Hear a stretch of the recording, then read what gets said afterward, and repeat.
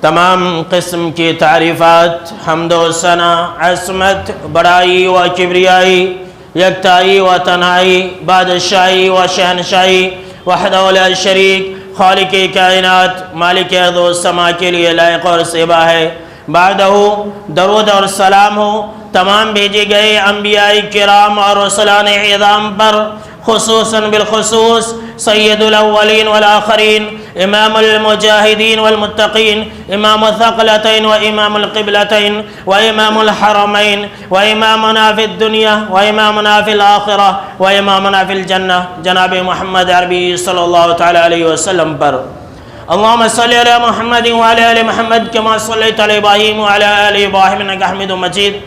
اللہم بارک علی محمد وعلی آل محمد کما بارکت علی ابراہیم وعلی آل ابراہیم انک حمید مجید۔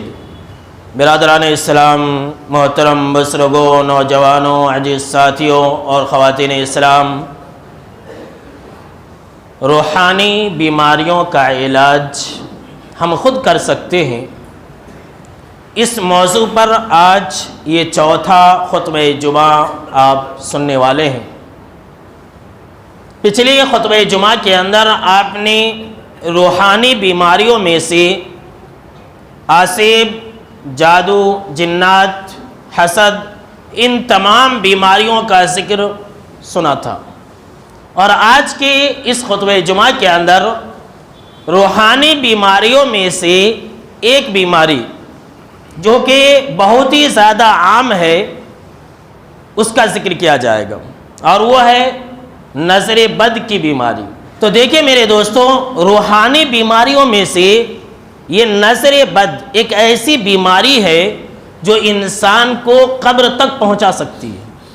یہ معمولی بیماری نہیں ہے، اور خاص طور سے بچوں کو یہ بیماری کچھ زیادہ ہی لگ جاتی ہے، اس لیے کہ بچے تو کچھ کہہ نہیں سکتے خاص طور سے، لیکن یہ سب کو، بڑوں کو بھی بیماری لگ سکتی ہے۔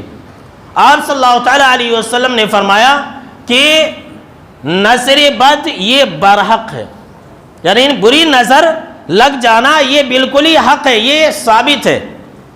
اسی طرح سے الاحادیث الصحیحہ کے اندر ایک حدیث نقل کرتے ہوئے علامہ البانی رحمہ اللہ نے اسے صحیح کہا ہے کہ آپ صلی اللہ تعالیٰ علیہ وسلم نے فرمایا کہ نظر بد ایک ایسی بری چیز ہے کہ ایک انسان کو قبر میں اور اونٹ کو ہڈیا کے اندر پہنچا دیتی ہے۔ اللہ اکبر۔ اور ایک دوسری روایت جو کہ اسی کتاب کی ہے، ابن عباس رضی اللہ تعالی عنہما راوی حدیث سے کہتے ہیں کہ آپ صلی اللہ تعالی علیہ وسلم نے فرمایا کہ یہ بری نظر انسان کو اونچی جگہ سے بھی گرا سکتی ہے۔ اور جابر رضی اللہ تعالی عنہ ایک اور حدیث ہے جس کے راوی ہے، وہ کہتے ہیں کہ آپ صلی اللہ تعالی علیہ وسلم نے فرمایا کہ میری امت کے اندر، یعنی کہ ہماری اور آپ کے اندر، میری امت کے اندر تقدیر کے بعد جو اللہ رب العالمین نے لکھ دیا ہے، تقدیر کے بعد سب سے زیادہ موت بری نظر سے ہوگی۔ اللہ کی پناہ، اللہ اکبر کبیرہ۔ سوچ لیجئے کتنی خطرناک چیز ہے۔ آپ صلی اللہ تعالیٰ علیہ وسلم نے کہا کہ میری امت کے اندر تقدیر کے بعد، یعنی جو اللہ رب العالمین کا فیصلہ ہے اس کے بعد جو حقیقی موت ہے، اس کے بعد مرنے کے جو اسباب ہے، موت کے جو اسباب ہیں، ان میں سے سب سے زیادہ جو سبب ہے وہ بری نظر ہے، اور کسی کو بھی کسی کی نظر لگ سکتی ہے، یاد رکھ لیجئے۔ جیسا کہ ابن ماجہ کی ایک روایت ہے کہ ایک صحابی رسول تھے سہل بن حنیف رضی اللہ تعالیٰ عنہ، وہ ایک مرتبہ نہا رہے تھے، اور یہ بڑے ہی خوبصورت تھے، بہت ہی زیادہ خوبصورت، ان کا جسم بہت ہی زیادہ گورا تھا۔ جب یہ نہا رہے تھے کسی جگہ پر تو عامر بن ربیعہ رضی اللہ تعالی عنہ نے دیکھا، ان کا ارادہ بری نظر کا نہیں تھا، بری نظر لگانے کا نہیں تھا۔ جیسا انہوں نے دیکھا تو انہوں نے اپنی زبان سے یہ کہا کہ میں نے تو آج تک اتنی خوبصورت بدن والا کوئی بدن دیکھا ہی نہیں، اور آج کے جیسا دن میں نے کوئی دیکھا ہی نہیں۔ دیکھ لیجئے، بس اتنی سی بات انہوں نے کہی تھی۔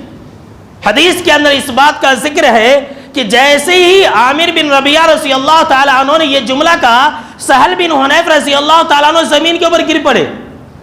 کتنی خطرناک چیز ہے، دیکھ لیجئے نظر بد۔ اسی لیے میں نے حدیث پہلے ہی سنا دیا کہ انسان اونچی جگہ سے بھی گر سکتا ہے بری نظر کی وجہ سے، انسان قبر کے اندر بھی پہنچ سکتا ہے۔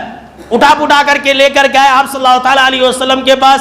آپ صلی اللہ تعالیٰ علیہ وسلم سے کہا گیا کہ عامر بن ربیعہ رضی اللہ تعالیٰ عنہ کی ان کو نظر لگ گئی ہے. دیکھیے دونوں بھی نیک ہیں, دونوں بھی اللہ کے ولی ہیں, دونوں بھی جنتی صحابی ہیں, اور ان کا ارادہ بھی نہیں تھا لیکن نظر لگ گئی. تو پتہ یہ چلا کسی کو بھی کسی کی نظر لگ سکتی ہے, چاہے وہ برا انسان ہو یا پھر اچھا انسان ہو.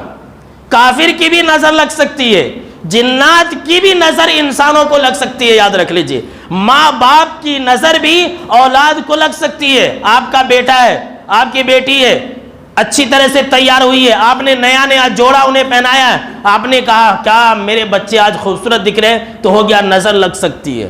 اس کا توڑ ہے, میں آپ کو ابھی بتلاؤں گا. تو آپ صلی اللہ تعالیٰ علیہ وسلم نے اسی موقع سے کہا کہ تم میں سے کوئی کیوں اپنے بھائی کو مارنا چاہتا ہے, اپنے بھائی کو قتل کرنا چاہتا ہے. آپ صلی اللہ تعالیٰ علیہ وسلم نے فرمایا کہ جب تم میں سے کسی انسان کو کسی بھائی کے اندر یا اس کی نفس کے اندر یعنی اپنے اندر یا پھر اس کے مال میں کوئی اچھی چیز لگے, کوئی اچھی چیز نظر آئے, بہت ہی اچھا لگے, اس کی نظر کو بھائے, خوبصورت لگے, تو آپ صلی اللہ تعالیٰ علیہ وسلم نے فرمایا تو اسے چاہیے کہ وہ انسان اسے برکت کی دعا دے. جی ہاں, برکت کی دعا دینا ہے. آپ کی اولاد آپ کو اچھی لگ رہی ہے تو آپ بارک اللہ کہیں. آپ اچھے دکھ رہے ہیں آج تو آپ بارک اللہ کہیں. اسی طرح سے آپ کے مال میں, تجارت میں اگر ترقی ہو رہی ہے تو آپ بارک اللہ کہتے رہیں. یہ بھی کہتے رہیں اللہم بارک لنا فیہ, یعنی عربی میں نہیں کہہ سکتے ہیں تو کم سے کم اپنی زبان میں کہتے رہے کہ اللہ جو کچھ تو مجھے دے اس کے اندر برکت رکھ دے, نہیں تو اپنی نظر بھی لگ جائے گی. اور اس بات کا ذکر, یہ تو دوسرے کی بات تھی کہ کسی کی بھی نظر لگ سکتی ہے, اپنی نظر بھی لگ سکتی ہے. اس بات کا ذکر اللہ رب العالمین نے سورہ کہف کے اندر کیا ہے. روحانی بیماریوں میں یہ نظر بد سب سے زیادہ خطرناک ہے, یاد رکھ لیجئے. سورہ کہف کے اندر بھی اللہ رب العالمین نے ذکر فرمایا ہے. سورہ کہف اگر ہر جمعہ کے دن پڑھے تو معلوم ہوگا, ترجمہ کے ساتھ بھی پڑھ لیا کریں. اس کے اندر ہمارے لیے کیا عبرت ہے. اللہ رب العالمین نے دو آدمیوں کی مثال بیان فرمائی ہے, ایک مومن تھا اور ایک کافر تھا. ذرا غور کیجئے گا. کافر ایک ایسا انسان تھا جسے اللہ رب العالمین نے انگور کے 2 باغ دیے تھے. اچھا, وہ جو 2 باغ تھے اس کی 4 دیواری کھجوروں کی درخت کی تھی. اس باغ جو 2 باغیچہ تھا انگور کا, اس کے چاروں طرف یہ جو دیواریں ہیں یہ کھجور کے تھے, اور اس باغیچے کے اندر کھیت بھی تھا, دوسرے اور چیز پکانے کے لیے, دوسرے اور اناج اگانے کے لیے کھیت کا بھی انتظام تھا. اتنا ہی نہیں, ان دونوں باغوں نے خوب پھل بھی لایا تھا اس مرتبہ. اتنا ہی نہیں, اللہ رب العالمین نے اس بات کا ذکر فرمایا ہے کہ اس آدمی کے باغ کو سیراب کرنے کے لیے بیچ میں نہریں بھی تھیں, نالی بھی تھا پانی کا, پانی کی بھی قلت نہیں. اس کے باغیچے کے اندر خوب ترقی تھی, خوب پھل پکا تھا, کھجور کے, انگور کے, اور کھیتی کے اندر جو کچھ بھی اس نے پکایا تھا خوب پھل لگے تھے, خوب کھیتیاں آئی تھی, اناج بھی خوب بہت ہی زیادہ پکا تھا. اللہ رب العالمین نے بڑا ہی بہترین نقشہ کھینچا میرے دوستو کہ وہ کافر انسان جب اپنے باغیچے کے پاس گیا وہ کہنے لگا دیکھو انا اکثر منک مالا واعز نفرا, کہ مومن دیکھ تیرے پاس کیا بھی نہیں ہے, تیری اوقات کچھ نہیں ہے, میں تم سے زیادہ مال والا ہوں, میں تم سے زیادہ جتھے والا ہوں, میرے پاس بہت کچھ ہے. اب جو اس کا مومن دوست تھا وہ کہنے لگا ارے بھائی تو اس طرح سے کیوں کہہ رہا ہے. اس انسان نے پھر کہا ارے یہ قیامت وغیرہ کچھ کبھی قائم نہیں ہوگی, یعنی مسلمان کو چلا رہا تھا. چونکہ مسلمان تھا اس کو یقین تھا کہ قیامت قائم ہوگی, تو کہہ رہا تھا اگر قیامت وغیرہ کچھ قائم نہیں ہوگی میں اس کو نہیں مانتا ہوں, اگر تھوڑی دیر کے لیے مان لیتے ہیں قیامت قائم ہوئی بھی تو اللہ مجھے اس سے بہتر بدلا دے گا. اس طرح سے اسے چلا رہا تھا.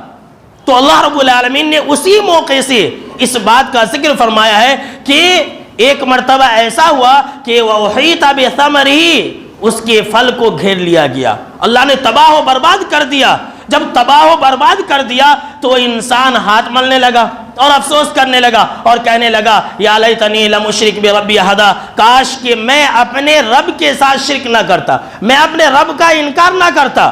اسی موقع سے اس مومن بندے نے کہا تھا وَلَوْلَا إِذْ دَخَلْتَ جَنَّتَكَ قُلْتَ مَا شَاءَ اللَّهُ لَا قُوَّةَ إِلَّا بِاللَّهِ, کہ بھائی ذرا یہ بتلاؤ، آگے ہے ان ترنی انا اقل منک مالا وولدا، کہ یہ بتلاؤ جب تم مجھے اپنے سے مال میں کم دیکھ رہے تھے، جب تم اپنے سے مجھے اولاد میں کم دیکھ رہے تھے، تو جب تم باغ کے اندر داخل ہوئے، جب تم اپنے باغیچے کے اندر داخل ہوئے، ایسا کیوں نہیں کہا ماشاء اللہ لا قوت الا باللہ، کہ اللہ نے جو چاہا وہ مجھے دیا، اور اللہ رب العالمین کے علاوہ کسی کے اندر اتنی طاقت نہیں کہ وہ نیکی کی توفیق دے اور برائی سے روک دے، ایسا کیوں نہیں کہا؟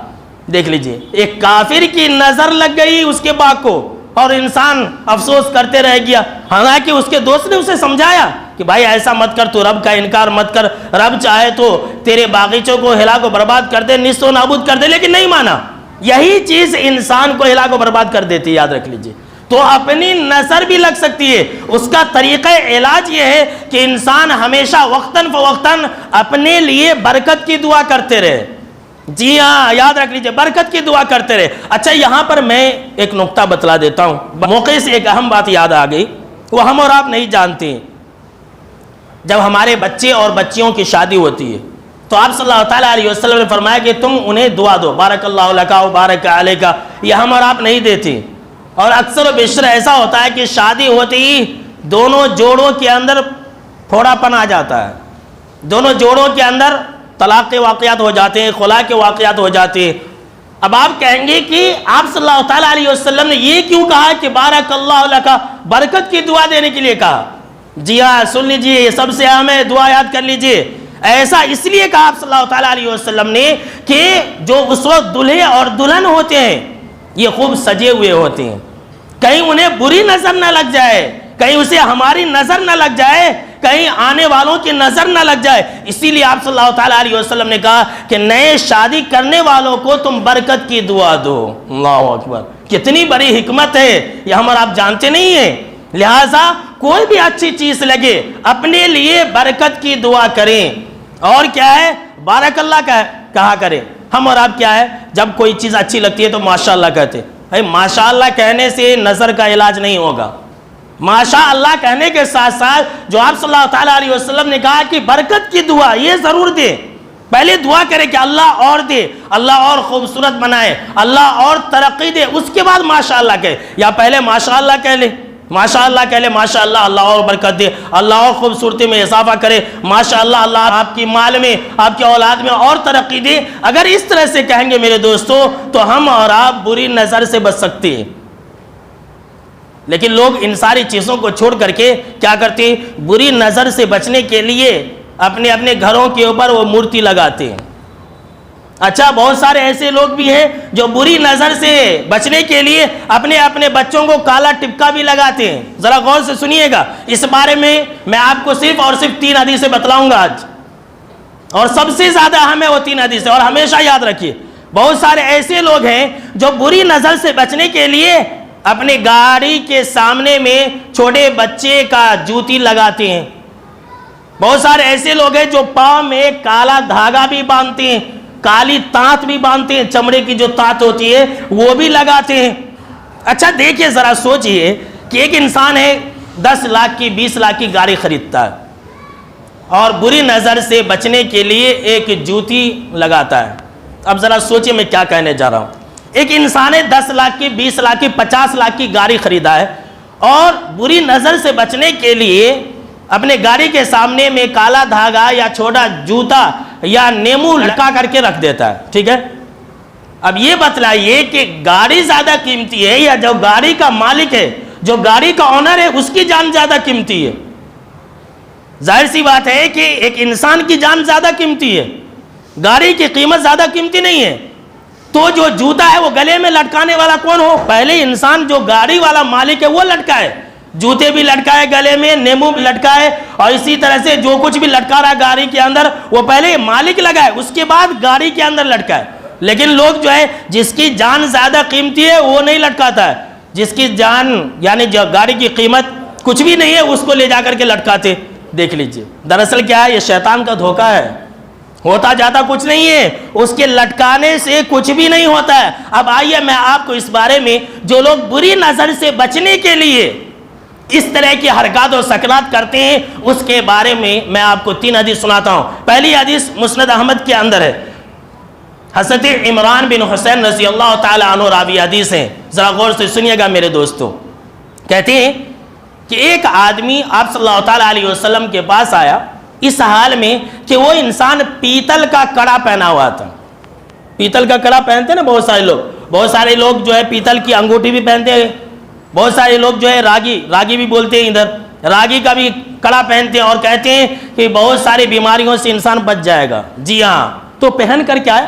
تو آپ صلی اللہ تعالیٰ علیہ وسلم نے پوچھا کہ کیا ہے یہ تم نے کڑا پہن لیا پیتل کا، کیا ہے؟ تو انہوں نے کہا کہ اللہ کے نبی صلی اللہ علیہ وسلم یہ مجھے ایک واہنہ بیماری ہے۔ واہنہ ایک ایسی بیماری کو کہتے ہیں جس کے اندر انسان کو کمزوری آتی ہے، دن بہ دن وہ دبلا ہوتا رہتا ہے۔ تو کہا اللہ کے نبی صلی اللہ علیہ وسلم مجھے کمزور ہونے کی بیماری ہے اور کمزوری سے بچنے کے لیے میں نے یہ کڑا پہن لیا ہے۔ تو آپ صلی اللہ تعالیٰ علیہ وسلم نے فرمایا کہ اسے نکال پھینکو۔ کہا آپ صلی اللہ تعالیٰ علیہ وسلم نے کہ اس کڑے کو، اس پیتل کے کڑے کو نکال پھینکو، اور آگے آپ صلی اللہ تعالیٰ علیہ وسلم نے فرمایا کہ اے بندے خدا، اگر تو اس حال میں مر گیا، تیرے جسم کے اوپر یہ کڑا موجود ہے، اگر تو اس حال میں مر گیا کہ تیرے بازو پر یہ پیتل کا کڑا موجود ہے، تو آپ صلی اللہ تعالیٰ علیہ وسلم نے فرمایا ما افلحت ابدا، تم کبھی بھی کامیاب نہیں ہو سکتے ہو۔ اللہ اکبر۔ جو انسان اگر بری نظر سے بچنے کے لیے یہ کڑا پہنتا ہے، کالا دھاگا پہنتا ہے، ٹپکے لگاتا ہے، وہ بری نظر سے کبھی نہیں بچ سکتا ہے، کبھی بھی نہیں بچ سکتا ہے دنیا کے اندر بھی، اور اگر مر گیا تو وہ انسان کبھی بھی کامیاب نہیں ہو سکتا۔ اس کے لیے سزا ہر حال میں یقینی ہے میرے دوستو۔ کہتے ہیں کہ یہ سنت ہے، یہ کون سی بھی سنت نہیں ہے۔ اچھا انسان، خوبصورت انسان، کالا انسان جو ہے اپنے ہاتھوں میں، اپنے پاؤں میں وہ تانت بن لیتا ہے۔ ارے بھائی، یہ کالے بال کیا کم ہے؟ انسان کے بال کالے، اگر کالا رنگ سے، بری نظر سے انسان بچ سکتا تو کیا انسان کو یہ کالے بال نہیں بچا سکتے تھے؟ انسان سوچتے نہیں ہے۔ اللہ اکبر۔ آئیے میں آپ کو ایک دوسری حدیث سناتا ہوں۔ رویفع بن ثابت رضی اللہ تعالیٰ عنہ اس حدیث کے راوی ہے، وہ کہتے ہیں کہ ایک مرتبہ مجھے آپ صلی اللہ تعالیٰ علیہ وسلم نے کہا کہ اے رویفع، ذرا غور سے سنیے گا میرے دوستو، کہا کہ اے رویفع، امید ہے کہ تیری زندگی لمبی ہو، امید ہے کہ تو بہت لمبی زندگی پائے گا، تو تم میری امت کو 3 باتوں کی خبر دے دینا۔ اللہ اکبر۔ سن لیجئے، رویفع رضی اللہ تعالیٰ عنہ کو آپ صلی اللہ تعالیٰ علیہ وسلم نے کہا کہ تم میری امت کو 3 باتوں کی خبر دے دینا۔ آپ صلی اللہ تعالیٰ علیہ وسلم نے فرمایا کہ میری امت کو تم اس بات کی خبر دے دینا کہ جس انسان نے اپنے داڑھی کے بال میں گانٹھ لگایا، بہت سارے لوگ کہتے ہیں کہ اللہ والے داڑھی میں گانٹھ لگا لیتے، یہ لمبی لمبی داڑھی رہتی اسے گانٹھ لگا لیتے، یعنی چوٹی باندھ لیتے۔ یہ بالکل صحیح روایت ہے، مسند احمد کے اندر ہی یہ حدیث ہے کہ جو انسان میری امت کے اندر داڑھی کو گانٹھ لگائے گا، اور دوسری چیز آپ صلی اللہ تعالیٰ علیہ وسلم نے فرمایا کہ تقلد وطرن، یا پھر اس نے تانت باندھا، چاہے گلے میں باندھا، ہاتھ میں باندھا، پاؤں میں باندھا، کہیں پر بھی باندھا۔ دوسری چیز تانت باندھا، پہلی چیز کہ داڑھی کے اندر گانٹھ لگایا، دوسری چیز کہ اس نے پاؤں میں یا اپنے جسم میں تانت باندھا، اور تیسری چیز آپ صلی اللہ تعالیٰ علیہ وسلم نے فرمایا کہ جس انسان نے گوبر یا ہڈی سے استنجا کیا، یعنی کہ اس سے پاکی حاصل کی، تو جناب محمد عربی صلی اللہ تعالیٰ علیہ وسلم نے فرمایا تو آپ صلی اللہ تعالیٰ علیہ وسلم اس سے بری ہے، میرا ایسے انسان سے کوئی تعلق نہیں ہے۔ اللہ کی پناہ۔ لٹکا لیتے ہیں مسلمان، اچھے خاصے نماز پڑھنے والے لوگ بھی آج کل یہ دھاگا لٹکاتے ہیں، مرد بھی لٹکاتے ہیں، عورتیں بھی لٹکاتی ہیں، بچے بھی لٹکاتے ہیں، پتہ نہیں کیا کیا رسم و رواج ہے۔ جو لوگ یہ کام کرتے ہیں، تانت باندھتے ہیں اپنے جسم کے اوپر، اپنے ہاتھ میں یا اپنے پاؤں میں یا اپنے گلے میں، تو جناب محمد عربی صلی اللہ تعالیٰ علیہ وسلم نے فرمایا کہ ایسے لوگوں سے میرا کوئی تعلق نہیں ہے، کوئی تعلق ہی نہیں ہے ایسے لوگوں سے۔ اللہ کی پناہ، کتنی سخت وارننگ ہے، دیکھ لیجیے۔ آئیے تیسری حدیث نصر بد کے بارے میں، اور اس حدیث پر عمل کرنا میرے دوستو۔ عقبہ بن عامر رضی اللہ تعالیٰ عنہ راوی حدیث سے کہتے ہیں کہ آپ صلی اللہ تعالیٰ علیہ وسلم نے یہ فرمایا کہ من تعلق تمیمۃ فلا اتم اللہ لہ، جو انسان گلے میں بری نظر سے بچنے کے لیے وہ تات باندھے، کالا ٹپکا لگائے، اسے بد دعا دے دینا۔ جی ہاں، آپ نے پہلے کہہ دیا عمل کریں گے، اس لیے میں نے کہا کہ بولنے کے لیے کلیجہ چاہیے، بد دعا کرنے کے لیے نا، بد دعا نہیں کرنا۔ جو بد دعا کرنا ہے وہی بد دعا کرنا، پھر آپ اس کو مرنے کی، ہلاک برباد ہو جانے کی وہ سب بد دعا دینا شروع کریں گے، نہیں۔ جو آپ صلی اللہ تعالیٰ علیہ وسلم نے سکھلایا ہے وہی بد دعا دینا۔ جناب محمد عربی صلی اللہ تعالیٰ علیہ وسلم فرمایا کہ جس انسان نے بری نظر سے بچنے کے لیے، کسی بیماری سے بچنے کے لیے، کمزوری سے بچنے کے لیے، کسی بھی چیز سے بچنے کے لیے اگر اس نے تعویذ لٹکایا، کوئی بھی چیز لٹکائی، دھاگا لٹکایا، کوئی بھی چیز لٹکایا، تو آپ صلی اللہ تعالیٰ علیہ وسلم نے فرمایا فلا اتم اللہ لہ، تو اللہ اس کی مراد کو پوری نہ کرے۔ جی ہاں، یہ آپ صلی اللہ تعالیٰ علیہ وسلم کی بد دعا ہے، اور یہی وجہ ہے کہ انسان بچپن سے لے کر کے بڑھاپے تک وہ باندھ کر کے رہتا ہے، مر جاتا ہے، قبر میں چلے جاتا ہے، لیکن اسے تسلی نہیں ملتی ہے، بولتا ہے کہ نہیں مجھے نظر ہی لگ جاتی ہے۔ اور ہم اور آپ کبھی کوئی چیز نہیں لٹکاتے، الحمدللہ کچھ نہیں ہوتا ہے۔ یہ ایمان کی بات ہے، یہ توکل کی بات ہے، یہ بھروسے کی بات ہے۔ یہ آپ صلی اللہ تعالیٰ علیہ وسلم کی بد دعا کا نتیجہ ہے کہ لٹکانے والا کبھی بھی کامیاب نہیں ہو سکتا ہے۔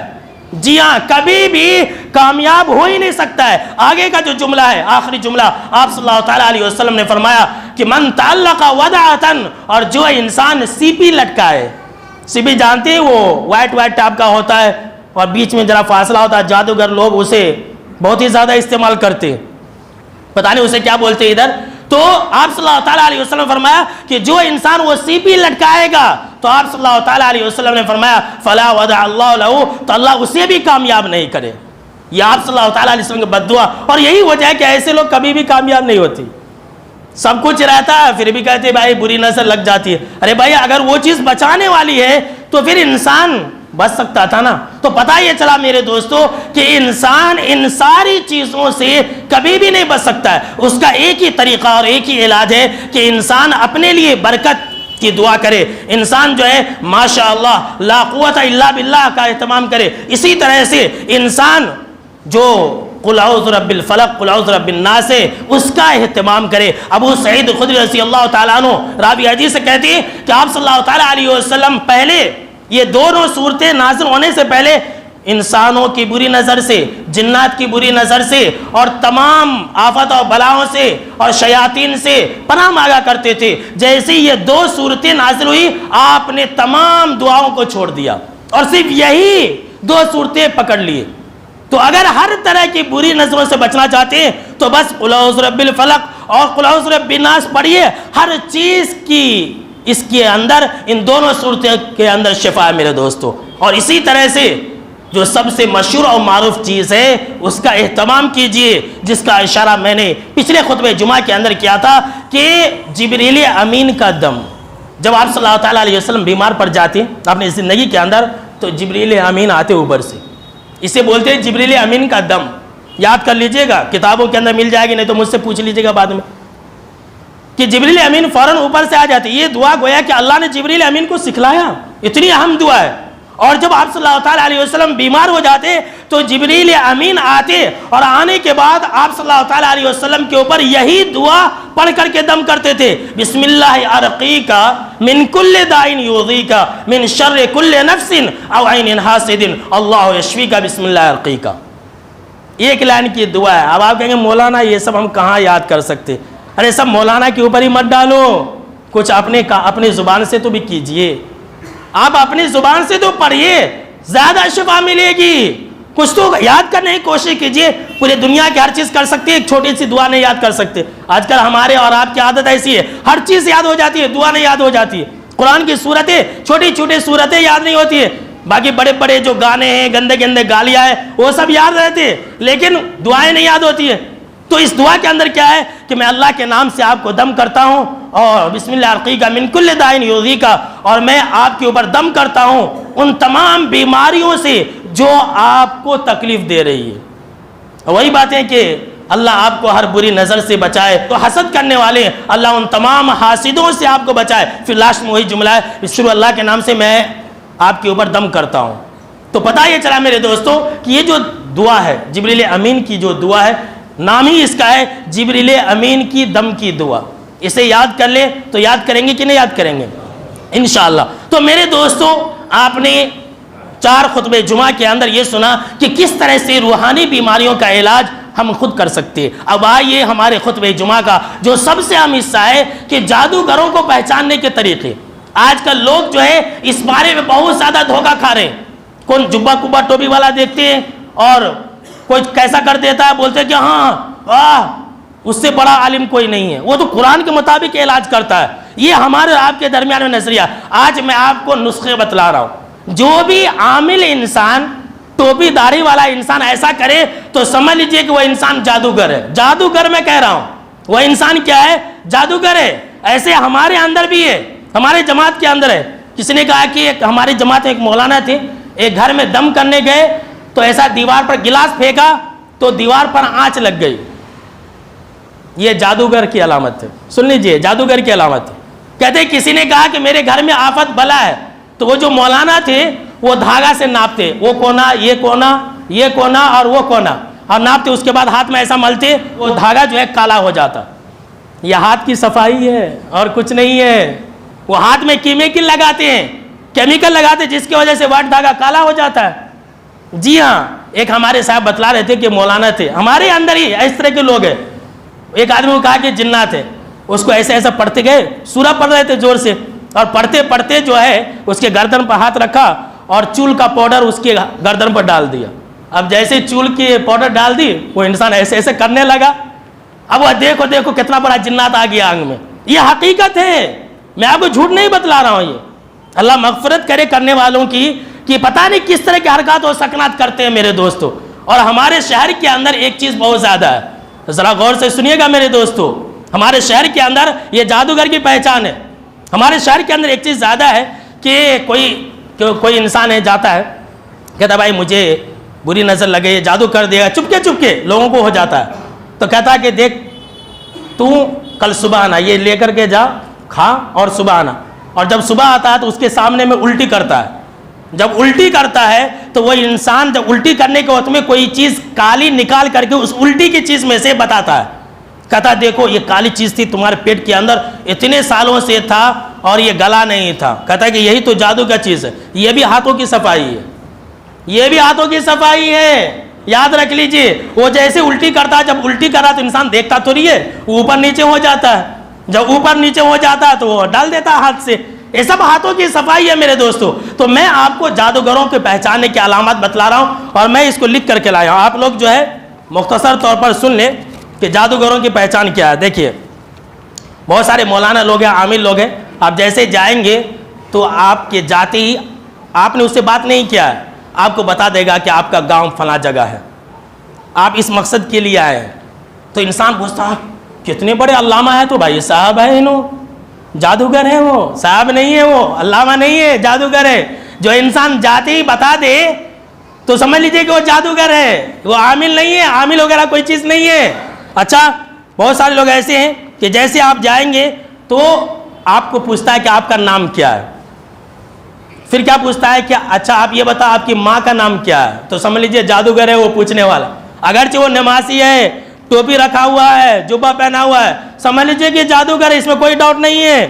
اچھا، بہت سارے لوگ کیا کہتے ہیں کہ تم مریض کا کپڑا لے کر آؤ، جب تم کل آنا تو اپنا جبہ لے کر کے آنا، دستی لے کر کے آنا، اور وہ کیا ہے پسینے کے ذریعے علاج کرتے ہیں، وہ بھی سمجھ لیجئے کہ جادوگر ہے۔ جو انسان کپڑے منگائے تو سمجھ لیجئے کہ جادوگر ہے۔ اسی طرح بہت سارے لوگ ایسی چیز لانے کا حکم دیتے ہیں جو پائی ہی نہیں جاتی ہے، بولتے ہیں بھائی کالا کدو لے کر کے آنا، اور پھر کیا بولتے ہیں بھائی تو کالا کدو نہیں لا سکتا تو مجھے 20,000 روپیہ دے دے، میں منگا دوں گا، میں کر دوں گا، تو سمجھ لیجئے جادوگر ہے۔ کوئی ایسی چیز کرنے کے لیے کہے جو نہیں پائی جاتی ہے تو سمجھ لیجئے کہ وہ جادوگر ہے، وہ ٹھگ ہے۔ وہ یہاں پر ہمارے ایک صاحب بتلا رہے تھے، جمعہ کے اندر بھی موجود ہے وہ، کہ انہوں نے کہا ایک مولانا سے کہ ہمارے گھر میں کچھ اثر ہو گیا، ایسے پٹی وٹی کی آواز آ رہی ہے، اپنے انسان کی بیٹی وغیرہ گھر میں عورتیں پہنے پاؤں ہلائے تو بولتے کہ کوئی پٹی کی آواز آ رہی ہے۔ تو ایک مولوی صاحب سے بات کرنے گئے تو کہا کہ ہاں تمہارے گھر میں بہت بڑا اثر ہے، 7 کنویں کا پانی ہونا، اور 7 کنویں کا پانی ہونا تو اور 7 ریگستان کی مٹی ہونا، اب تمہیں تو نہیں لا سکتے، 40,000 روپیہ مجھے دو، میں اندر اندر علاج کر دوں گا۔ یہ سب ٹھگنے والے لوگ ہیں، یہ ہمارے سماج اور معاشرے کے اندر چل رہا ہے۔ اچھا اسی طرح سے کہتے ہیں کہ دیکھو تم فلاں چیز نہیں کھانا، فلاں چیز نہیں کھانا، تو جانتے ہیں اس کا مطلب کیا ہے؟ اس کا مطلب یہ ہے کہ وہ ایسی شیطان کے حوالے میں جس کو وہ چیز پسند نہیں ہے، اس کو وہ چیز پسند نہیں، اسی لیے وہ کہتا ہے کہ فلاں چیز نہیں کھانا۔